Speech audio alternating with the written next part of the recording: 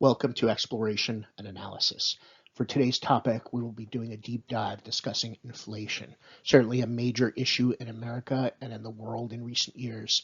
And I want to talk about the factors that can lead to inflation happening and why it may happen in certain circumstances, but not in others.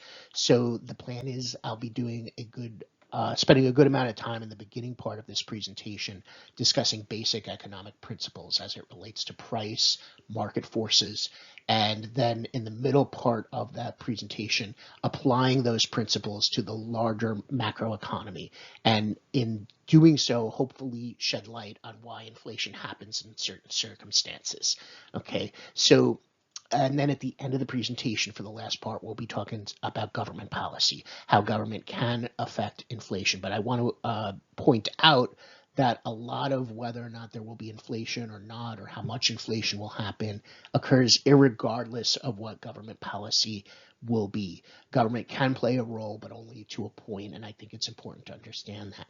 And I also think it's important when we talk about different factors to understand that there's no one factor that's going to be the be all and end all. We're talking about a whole litany of different factors that affect the overall economy and how a combination of different factors can increase the odds of inflation happening or decrease them. And the more of these factors are in one direction or the other is what's going to determine whether or not there'll be inflation or how much inflation there will be. So, the other thing that I think is important to understand is that inflation often happens when otherwise good things are happening in the overall economy. And I don't want to make any overall judgments on balance and say, okay, whether or not it's worth having this good thing happening, if it's going to increase the likelihood of inflation or not, because I think that discussion will be better served elsewhere. What I instead want to focus for this presentation on is strictly the question of whether or not something will increase the chances of inflation happening or not, and leave bigger questions for other venues, other avenues.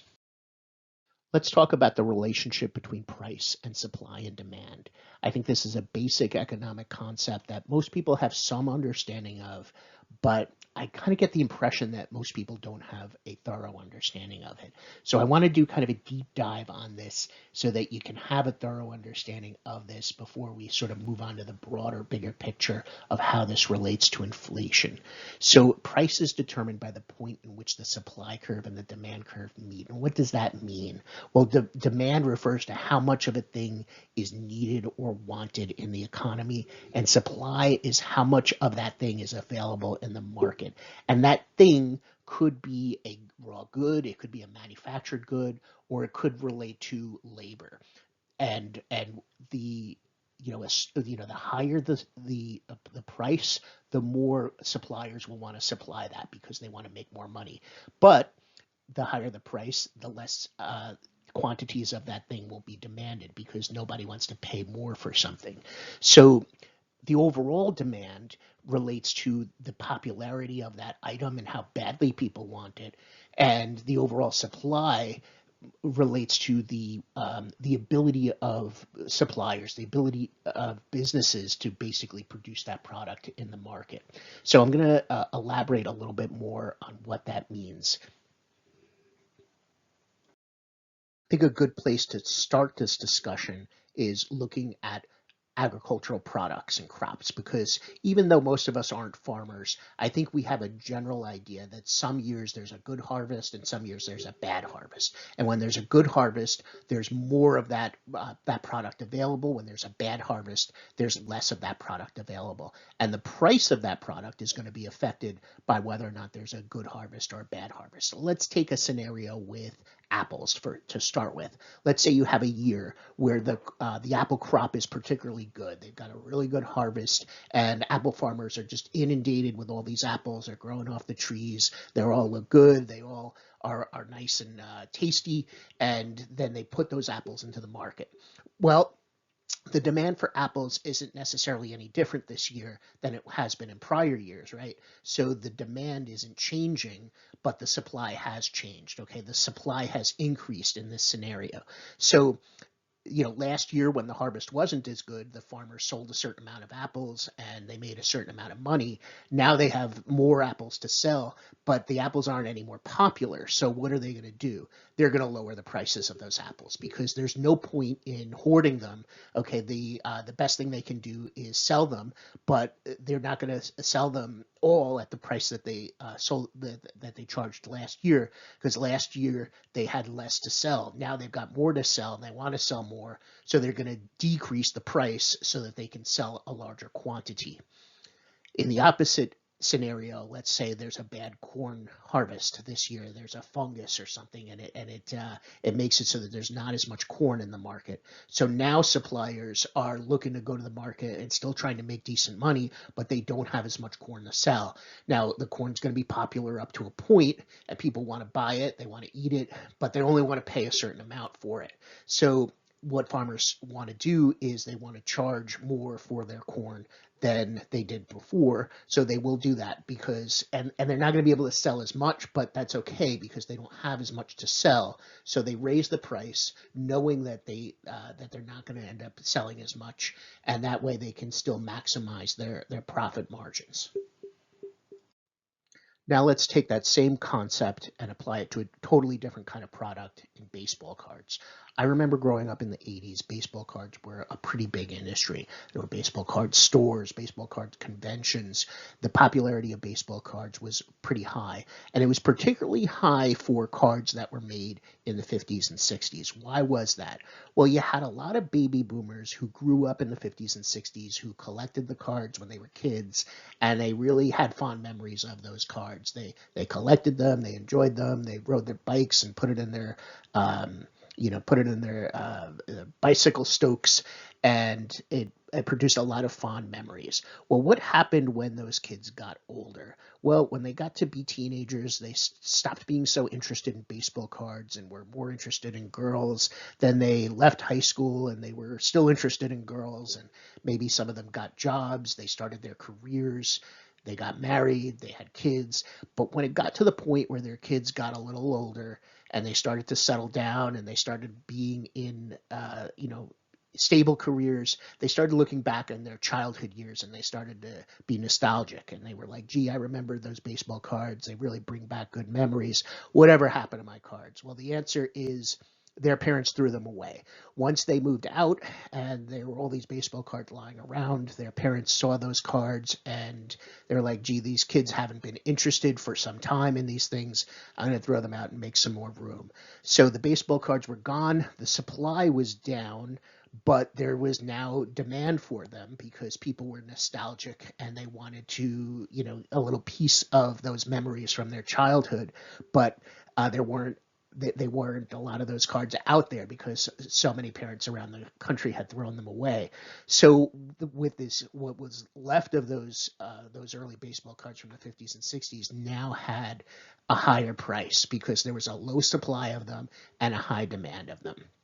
So then people, these baby boomers turned around and looked at the cards that were coming out in the 80s and they said, wow, 30 years from now, these cards that are coming out now are going to be just as valuable as these cards from the 50s and 60s are now. So what I'm going to do is I'm going to buy them, and instead of throwing them out like my parents did, I'm going to hoard them and keep them for 30 years, and they're going to raise in price in the same way that the cards from the 50s and 60s raised in price. And then I will be able to retire off them, put my kids through college or whatever. So they all did that, but the problem is that it didn't work. And why didn't it work? Because of the law of supply and demand. When everybody around the country was throwing out the baseball cards, it decreased the supply. When everybody around the country was hoarding them, the supply remained high. So those cards from the 80s didn't decrease in supply the way that the cards from the 50s and 60s did. So the value of cards from the 80s and 90s never went up to the degree that the cards from the 50s and 60s went up. And you can credit the law of supply and demand for that difference. Now let's talk about demand. And demand will refer to how popular an item is in a given particular point in time. So lots of different things can affect demand and whether or not something is popular or not. It could be fads, fashions, health trends or health fads, clever marketing, changes in technology, or nostalgia. All these things can affect it. So let's look first at blackberries and raspberries. So as I said, health trends can affect whether or not something is high in demand or low in demand at a given point in time. And if something is labeled as a superfood, then the demand for that item will increase. So in our earlier discussion about supply, we talked about factors that could affect the supply of a given agricultural product in a given year. But like, let's just say for argument's sake that the supply remains the same, steady from year to year. But there's a big change in demand because something is labeled a superfood. All of a sudden, there's a lot more people wanting that item because they feel like eating it will make it healthier, make them healthier. So therefore, the price of that item increases because the demand has increased. Now, with oranges and orange juice, we've seen a bit of a different trend. Okay, there was a point, like I was growing up in the 80s, where oranges and orange juice were considered a superfood, and it was very high in demand and very popular. That demand, I think, has decreased. There's been a bit of a change in thinking, a more mixed bag trend right now as far as how oranges are perceived. There's some considered healthy in certain respects, not so healthy in other respects. So the demand for oranges is not nearly so high. So the price has been rather stable. There has not been a big increase in the price of oranges or orange juice because the demand has actually seen a bit of a decrease from its heyday when it was regarded as a superfood.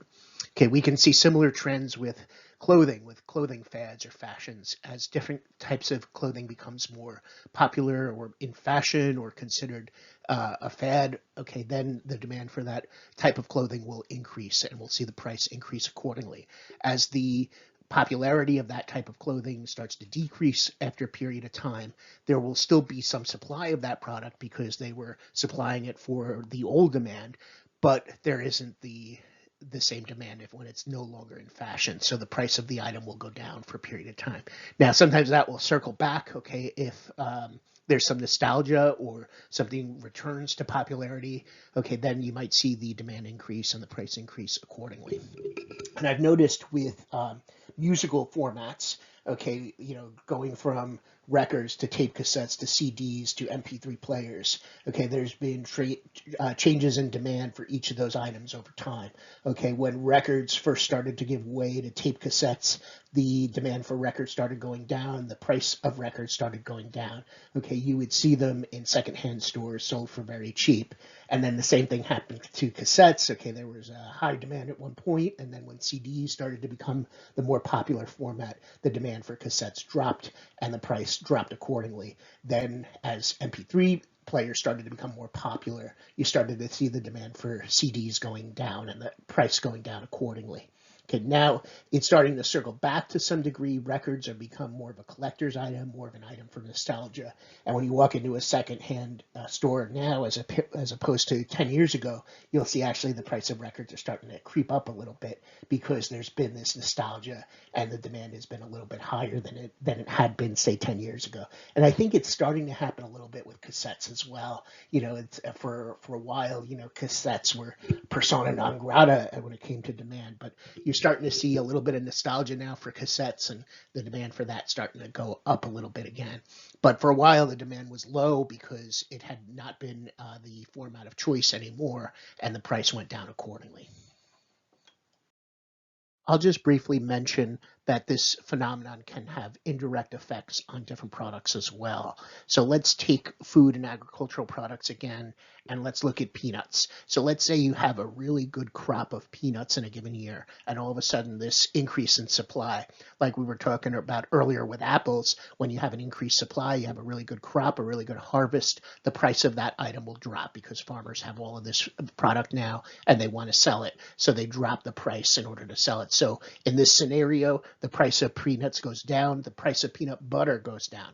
Now in America, when Americans start to go into the stores and they see peanut butter real cheap. Let's say they buy the peanut butter more than they otherwise would have. Now they've got all this peanut butter, and what do Americans do with peanut butter? They make peanut butter and jelly sandwiches. So what do you need to make peanut butter and jelly sandwiches besides peanut butter? Well, you need jam. So all of a sudden the demand for jam will go up because the price of peanut butter dropped. So this can be an indirect effect. So it's not that the jam was necessarily any more popular. It's not that it became a superfood or there was any kind of trend or anything like that. It was merely a complementary item to the peanut butter. And because the price of peanut butter dropped and everyone found themselves with all this cheap peanut butter, they ended up buying more jam, and the demand for jam increased. So what will happen over time is that the price of jam will also increase, and probably the price of those items that go into making the jam, the strawberries, the raspberries, etc.,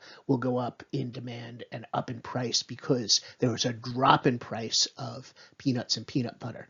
Now, what's going to happen to almond butter? Now, almond butter is not a complementary product. It's a competitor. It's a competitive product. So now people that they see all this cheap peanut butter, they might have otherwise bought almond butter, but now they look at the two next to each other and they see how much cheaper the peanut butter is. So they don't buy the almond butter. They leave the almond butter on the shelves. So the demand for almond butter drops because the price of peanut butter drops so much accordingly.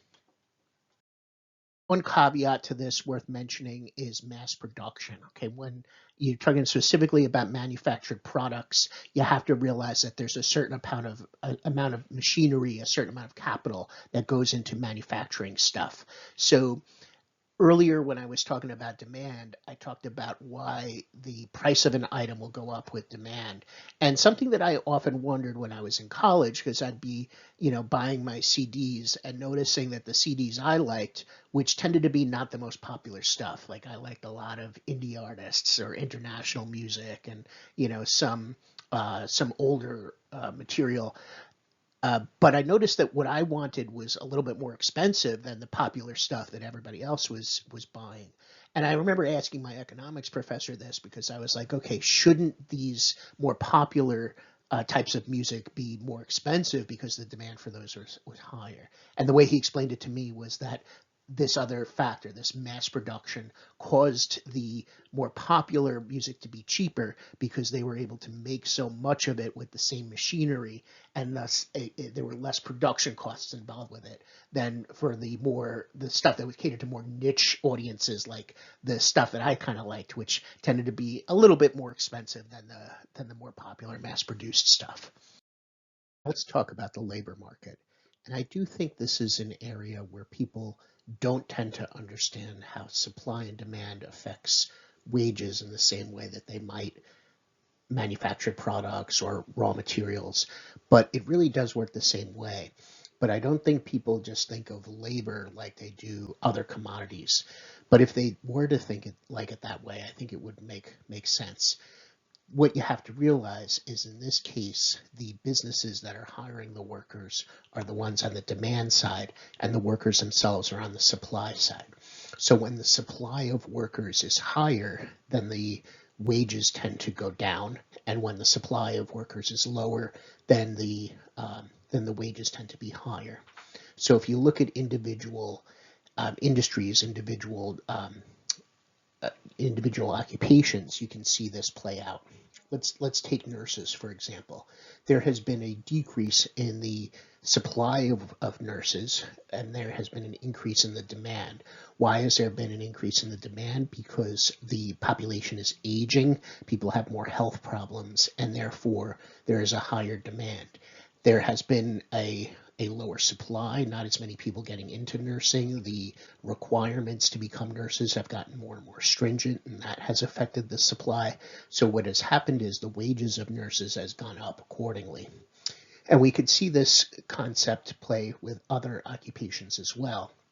When you look at things like computer programming, okay, what we've seen is that the wages for computer programmers have been very high. Okay, the demand has been pretty high and the supply has been pretty low. People who know how to do computer programming have been in pretty short supply. Now, I don't know with the latest AI technology if that's going to change, but as it stands right now, that's been an occupation where wages have been pretty high. Now, you can look at other wages, other occupations that have lower wages and say, okay, why would landscapers, for example, have lower wages? Now, there's a relatively high supply for landscape, or high demand, I should say, for landscapers. Okay, there's a lot of businesses that need landscaping done, a lot of residents need landscaping done, but there's also a very high supply of people who can do landscaping. So when the supply is higher than the demand, then you're going to have lower wages. Okay, I would say the same premise applies for warehouse workers as well. Okay, there's a pretty high demand for warehouse workers, but there's also a very high supply. Whereas truck drivers, there's not as high of a supply because in order to be a truck driver, you need a special kind of license and you need to be willing to drive for long hours over long distances. Not everybody is willing to do that. So the supply for truck drivers is relatively low compared to what the demand is. Hence, the wages for truck drivers has been increasing of late. I think what you can do to maybe conceptualize this a little bit is ask yourself, okay, how many job postings there are, and then how many applicants are those postings likely to get? The more applicants there are means that you have a high supply of people who are willing to do that kind of work. And if the people who are willing to do the work are also able, if they've got the qualifications, then you have a high supply relative to demand. Okay, whereas if you have job postings that don't get applicants, what you have in that instance is a higher demand but a relatively low supply. So those two factors are going to determine what the wages are going to bring in. So it doesn't really have to do necessarily with how hard you work or how much education you have. It has more to do with the law of supply and demand. And I don't think Americans conceptualize this pretty well. When you look at how Americans view themselves, they say, okay, well, I'm underpaid, or I'm overqualified for the work I'm doing. But really, if you ask people who say that, well, what makes you say that you're underpaid? What makes you say that you're overqualified? And then frame it in terms of supply and demand. Okay, are you looking for a job where there's a low supply and a high demand, or not? And then the answers to that, might cause people to rethink whether or not they're so overpaid. So far, we have been talking about the markets for individual products and labor occupations, but now let's zoom out and look at the macro economy and explore the concept of the economic cycle. The economic cycle is a concept that explains the fluctuations between a strong and weak economy. And what is meant by a strong economy? It is said that we have a strong economy when unemployment is low, consumer confidence is high, and businesses are profiting and expanding. All of these things will feed into each other. So when we have more people working, in other words, when we have low unemployment, overall demand for stuff will increase because working people buy more stuff than people who are not working. So once we have this increase in demand for stuff, businesses need to produce more and they need to hire more workers, which will also push unemployment down further because they're hiring more people to meet this increase in demand. But then there will eventually be a labor shortage, okay, because eventually unemployment will get so low that businesses won't be able to find unemployed people. So they have to basically outbid other businesses for the existing laborers that are in the market. So that will mean that wages are going to go up and the price of labor will go up accordingly because the supply of laborers will be down and the demand for workers will be higher. And when demand is high and supply is low, that's the formula for something increasing in pricing. In this case, it's wages that are increasing. Okay, so businesses are going to be paying more, and for this reason. So that's also going to lead to a higher consumer confidence. Now workers are going to have more money in their pockets, they're being paid more, and they're going to demand more. They're going to be buying more. Okay, so now the all the different stuff in the economy is going to have a high demand because workers have more money in their pockets to spend. So demand for everything will kind of go up, and then that's going to cause the prices of everything to go up because that's what happens when there's a high demand for something, the price tends to go up. And the supplies aren't meeting that demand because there aren't necessarily enough workers. Okay, there's a lag. Businesses aren't hiring the workers fast enough to basically meet the demand. So the prices for all the existing products are going up. And hence you have inflation. Okay, you have inflation happening because you have an economy that's just in overdrive, getting cycling up and up and up. Okay. Changes in technology also can affect prices. Okay, technology that allows stuff to get produced quicker will make it easier to increase supplies and makes it easier to increase supplies faster, which will hence make items cheaper in the long run. So what we've seen, since the information age really started, is we've seen a lot of improvements in technology year after year, and that has decreased the cost for businesses, which has allowed items to be cheaper than they otherwise would be. Globalization and increase in amount of trade has also had an effect on prices. In this case, the more trade, the more globalization, the more stable the prices are, the less inflation. Why is that? Well, when you have more trade, you're basically increasing the supply of various things from raw materials to manufactured goods. You're increasing the supply of labor. You're taking markets from more local and more national systems and creating a more global system. And hence you have a larger supply of just about everything, including workers. And in the case of the labor market, you're opening up the markets to, shall we say, more developing countries, less affluent countries, where people's standards for what jobs they're willing to do, how much they're willing to get paid for those jobs is different than it would be in more developed countries. So as we've seen this increase in the amount of trade that's been going on and the amount of international products that are available, we've seen that has kept inflation lower than it might otherwise be. Now let's talk about money supply. The money supply, or shall we say the currency in circulation, can have an either higher supply or lower supply. In traditional economics, countries often backed their currency with a gold standard. So for a good chunk of American history, that is what we had. The currency was backed by gold, and therefore inflation tended to be lower because it was based on a relatively rare metal. Okay, there was a movement in America to use a mix of a gold and silver standard, silver being a slightly less rare metal that was in higher supply. And proponents of that were okay with there being a little bit more inflation because they wanted to stimulate the economy by increasing the amount of money in circulation. Folks who were more concerned about inflation didn't back the silver standard or the mixed gold silver standard. They wanted to have a stricter gold standard.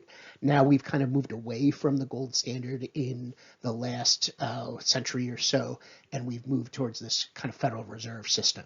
So the Federal Reserve controls the money supply through a variety of different tools, and when they're concerned about inflation, they'll basically tighten the money supply. In other words, they'll make the money supply less, and when supply of something is less, then it's worth more. Okay, but if they're not so worried about inflation, if they're more worried about the economy slowing down and they want to spur or stimulate the economy, they'll increase the money supply.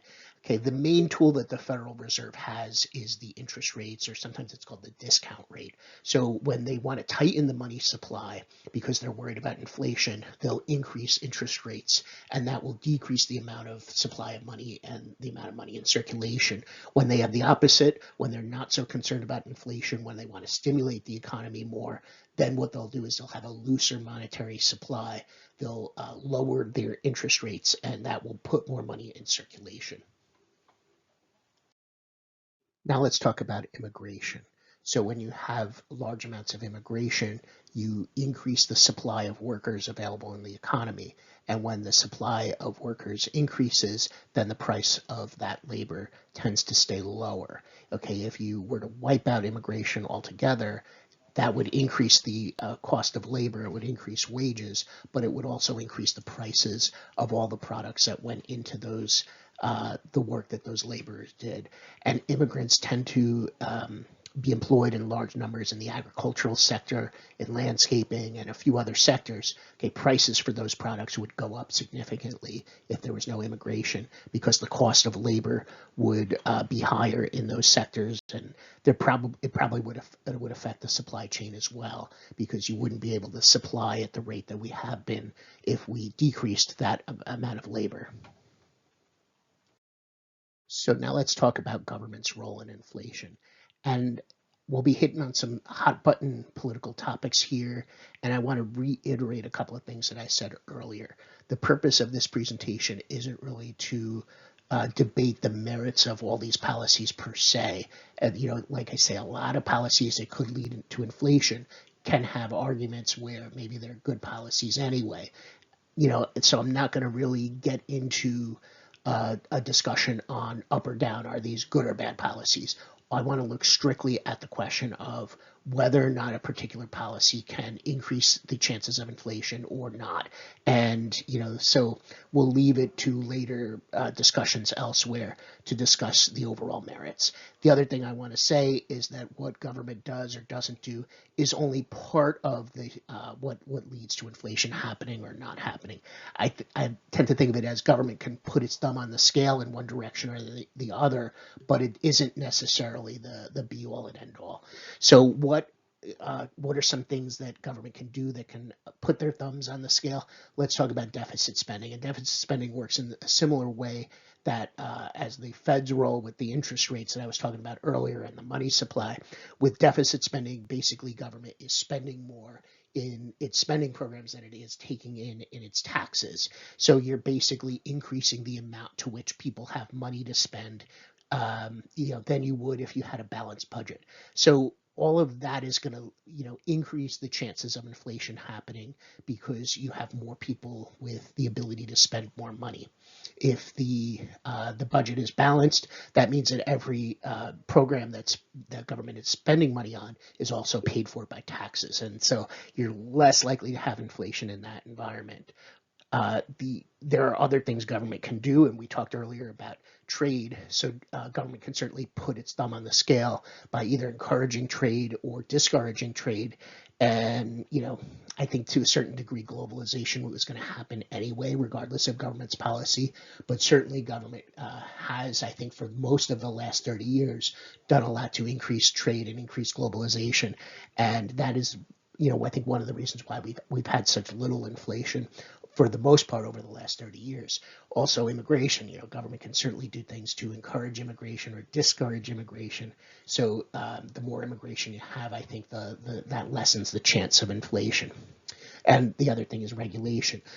Regulation can slow businesses' ability to meet the demand in the market. So what it can lead to is supply shortages. Okay, so a business can say, okay, there's a demand out there for product. I want to produce that product.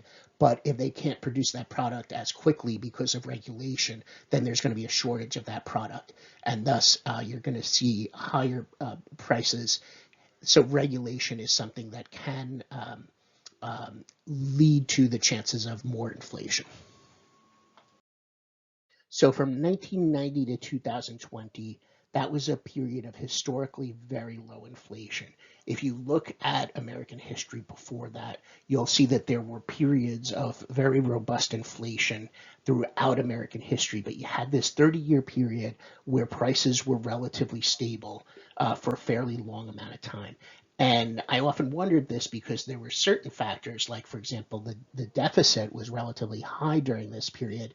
And I always thought that the deficit would lead to there being inflation, but it went 30 years without it doing so. And that's because there were other factors that were keeping inflation low. And I think the technological innovation that we were experiencing during this time, this was much of the information economy, the computer age was coming to be, and that was affecting, that was keeping prices stable. Also, globalization was happening. So earlier I was talking about how globalization keeps inflation down, and this 30-year period was a period of very high globalization. And to an extent, I think the large amount of immigration was also keeping prices stable during this period. So you had a fairly long period of stable prices, and Americans who were unhappy with the inflation we've had recently. I think if you looked at the big picture and say, okay, well, if you've been around since 1990 overall, you've had a pretty good stretch of low inflation. It's only been recent years where inflation has been high, and I'll talk about what changed and why inflation got so high in the later slides. Of course, everything is going to change in 2020 when the economy shuts down. So what's going to happen when the economy shuts down? So production is going to stop, which is going to decrease the supply of goods in demand. Now, normally with the economy stopped, you're going to have a decrease in wages, and you're going to have a lot of people out of work, which we did have. But people were still able to make money during this period because the government instituted an enhanced unemployment insurance program. And I want to elaborate a little bit on how that worked and how that led to the inflation that happened later on. So the enhanced unemployment insurance that happened during COVID and the immediate aftermath was a factor that definitely put the thumb on the scale of increasing the likelihood of inflation. So unemployment insurance would fundamentally change during 2020 and 2021 due to some legislation that passed. So several things changed about unemployment insurance. First off, who qualified? Under normal unemployment, the people who qualified were people who worked for companies that paid into the system, regular kind of wage workers. Now, people who didn't normally qualify would include self-employed people, folks who work for the gig economy, like, for example, Uber drivers, taxi drivers, DoorDash drivers, Avon salespeople, babysitters, people who worked off the books. Now, with pandemic unemployment insurance, at least during this period of 2020 and 2021, those normal rules didn't apply. Now, all of a sudden, pretty much anybody who worked in any kind of capacity was now eligible. And how much money were people able to get? Well, each state would normally have a different formula to determine how much money people could get. It could be anywhere from $100 to $450 a week. What happened was during this pandemic period, the federal government basically took the formula that each state had that determined how much people could make, and they added $400 to it. So if you would have made $300 based on how much earnings you had prior with the traditional system, you now made $700 with this new unemployment insurance system that kicked in. So you had a lot of people who maybe were working part-time before, were working intermittently. Now all of a sudden were, in many cases, making more money on unemployment than they were when they were working. Okay, and then households, same thing. You might have had both people out of work. Maybe one of those income workers was making less money, but the other one was making more money. And on balance, you might have had more money in the household than you had before.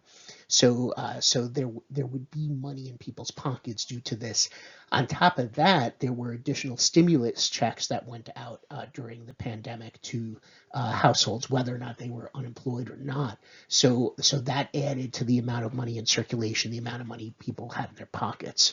Also, the eligibility duration. Okay, during Traditional unemployment, like I say, it varies from state to state a little bit, but typically it would be 26 weeks with this new expanded unemployment insurance that you had during COVID and the immediate aftermath that went up to potentially up to 79 weeks. So people were able to be on unemployment, making this extra amount of money for over a year, and that was very different from how the normal system worked.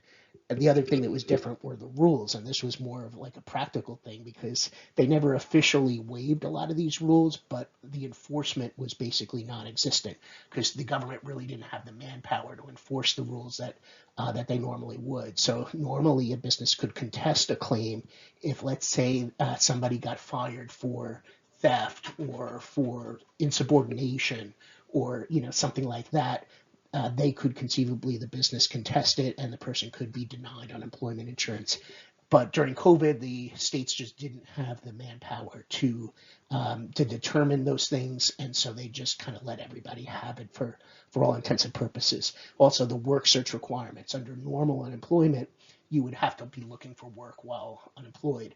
During this period, again, they were not able to enforce that.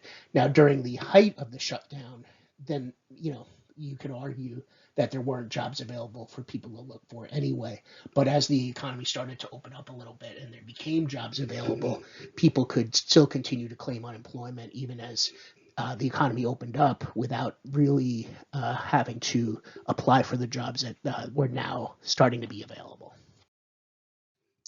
Okay, so then you're going to have the economy open up, reopen, okay, and you're going to have people now have the ability to go out and buy stuff again and to potentially work again. Businesses are going to start to get up and running, and they had been shut down for a while, so they want to get back into the swing of things and start earning some income. So now there were jobs available, but the pandemic unemployment insurance was still in effect, so people still were able to collect a lot of more money, and in some cases, like I said, they could collect more than they would if they were working or close to it. Okay, so if I could have the choice of not working or working and only getting paid slightly more, I might choose not to work, especially as people kind of got used to not working. They kind of got used to being home for a while and they were kind of out of the labor market, and it was tough psychologically for some people to get back into the swing of things. And it was tough for people. There were still a lot of people that were still pretty freaked out about COVID, and they were afraid. They were afraid of interacting with people and going outside. So now you had a situation where businesses were open and they were looking to get workers in, but the supply of workers was still pretty low. So there was a shortage of workers. And when you have a shortage of something, a low supply of something, but there's a relatively high demand of something, you're going to see increases. So what you're going to have is this increase in wages that happens during 2021 and 2022.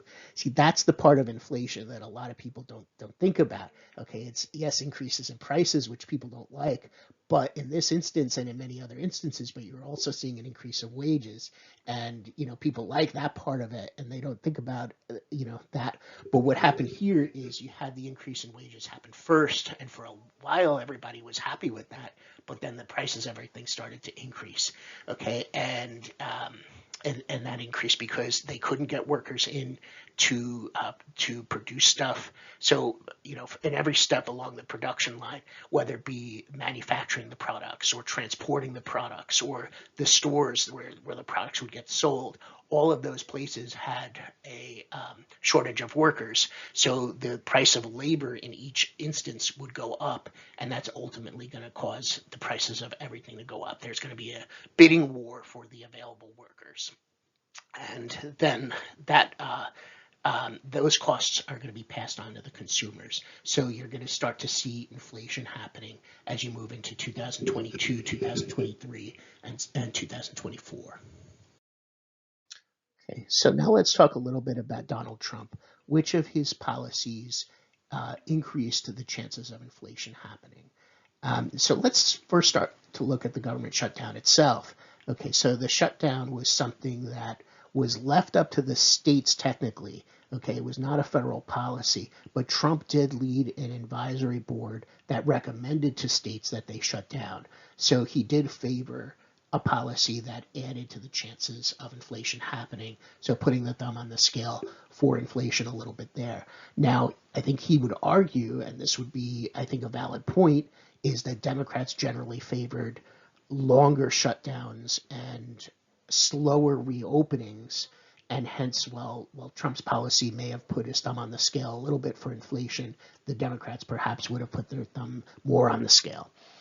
Same thing with enhanced unemployment insurance. Okay, Trump definitely favored that program, but he favored ending it earlier than the Democrats did. Now, when it comes to tariffs, now I remember a time when the Republicans were considered the free trade party and the Democrats were more the protectionist party. But Trump definitely, changed the perception of the where the parties fell on tariffs, and he certainly increased tariffs, restricted trade, and again that kind of puts the thumb on the scale of increasing the chances of inflation happening. And the immigration crackdown, okay, when you decrease immigration, that's also going to potentially lead to the chances of inflation happening. He also engaged in a fair amount of deficit spending, and this was even prior to COVID.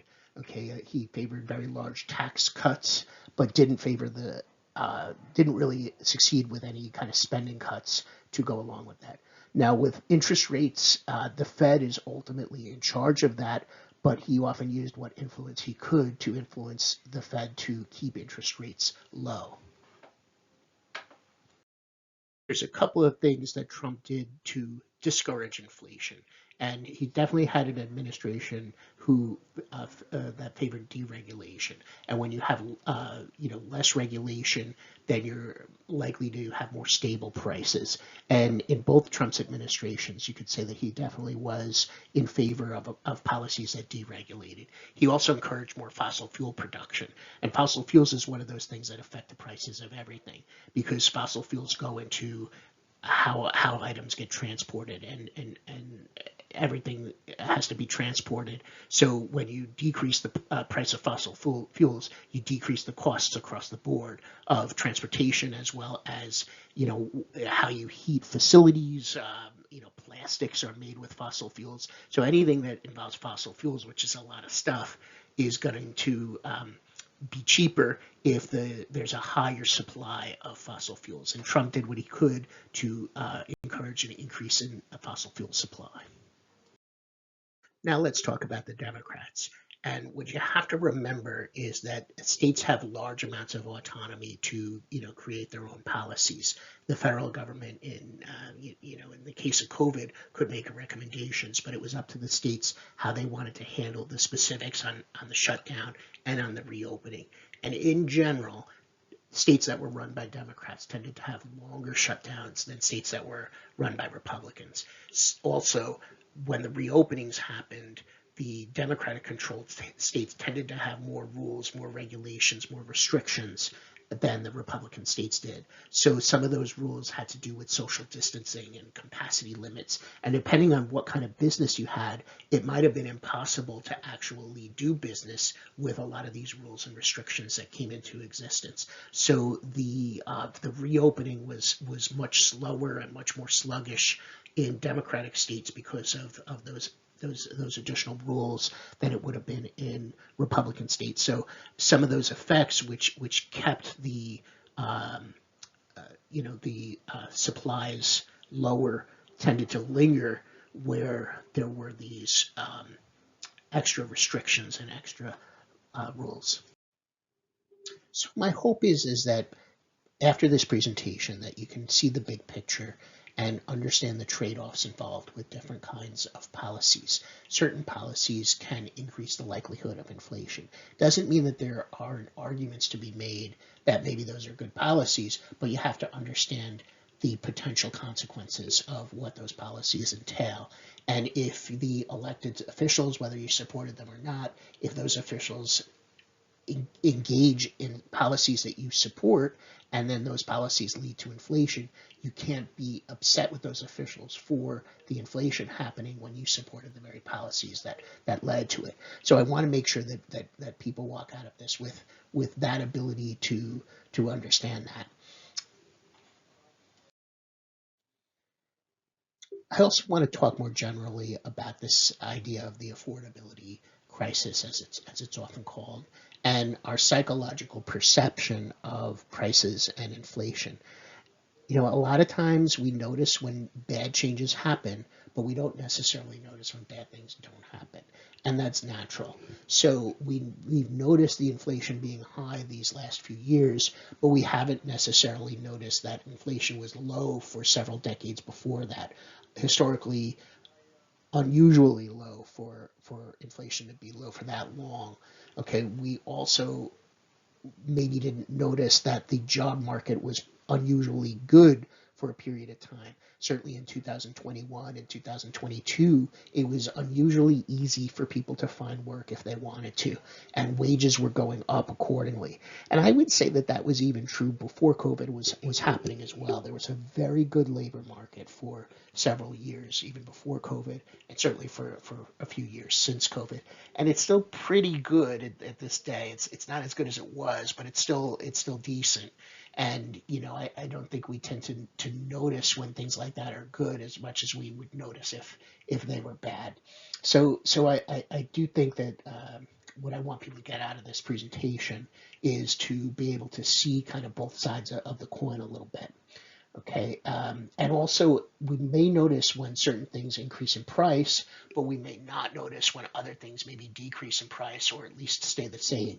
So in the last 30 years, we've seen relative price stability in things like clothing, for example. And in fact, with electronics, a lot of times we've seen prices even go down or at least, stay the same. I sold electronics and computers in the 1990s. I used to sell computers that cost 2 times what computers cost now, and they couldn't do nearly as much stuff. So we have better electronics now that are often cheaper, or at least not much more expensive. Okay. And the other thing to note is that certain products went up because people demanded better quality, better features. Okay. For example, with higher education, yes, the price of higher education went up, but what's also gone up is the amount of technology used by higher education institutions. Okay, the amount of STEM programs, which tend to cost more, to run those classes and to run the sort of labs and stuff involved with STEM. If schools are going to be teaching people computers, they have to buy computers for everybody.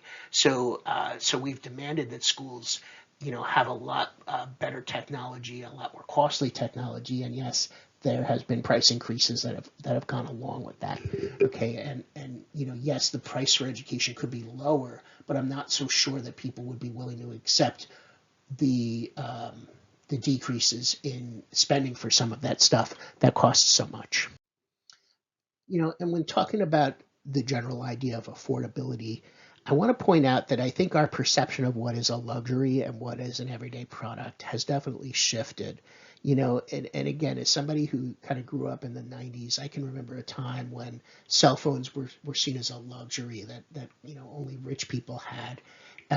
Even computers and internet was a luxury in the mid to late 90s, and most people just didn't have those things. So now the internet access and smartphones are everyday products. Now we pay for those products, and it takes a certain amount out of our budget, and we're able to afford less other stuff because we're spending money on that. But we do that by choice. Okay, if we went back to what we used to spend money on as everyday products in the 90s and cut out all those things that would have been luxuries at the time, we would find ourselves able to afford a lot more. But we don't choose to do that. Okay, we would rather have some of those products that used to be considered luxuries because it makes our lives better. Okay, I look at, for example, I mentioned earlier DoorDash and Grubhub and Uber Eats. We didn't have that stuff when I was growing up. We barely ever got food delivery. Now it's a pretty common thing that a lot of people spend money on, including myself. And it's something that we choose to spend on, and it's something we used to not spend on. But if there really was an affordability crisis, would we be spending money on that? Probably not. So, I do think it's important to kind of keep things in perspective, as we kind of walk away and kind of wrap our heads around prices and what we can afford and what we can't afford. I think, if we look over time, I think that we're generally able to afford a lot more over time than we could in the past. And I think it's important to remember that.